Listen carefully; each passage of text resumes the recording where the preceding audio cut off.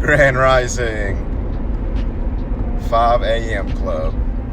Alright, so today we're going to talk about procrastination. So, procrastination assassinates motivation. Again, procrastination assassinates motivation. So, Never Goddard teaches us to be persistent in our desires, in our assumption. And if you're waiting for a Monday, waiting for next week, you're not going to have it because the only time that exists is right now. And if you're waiting for a Monday, you're impressing your mind over and over and over again that you don't have your desire.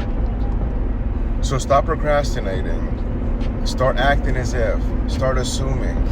Believe in yourself and go after it. The only time is right now. The only time that you have is right now. Tomorrow doesn't exist. Yesterday doesn't exist.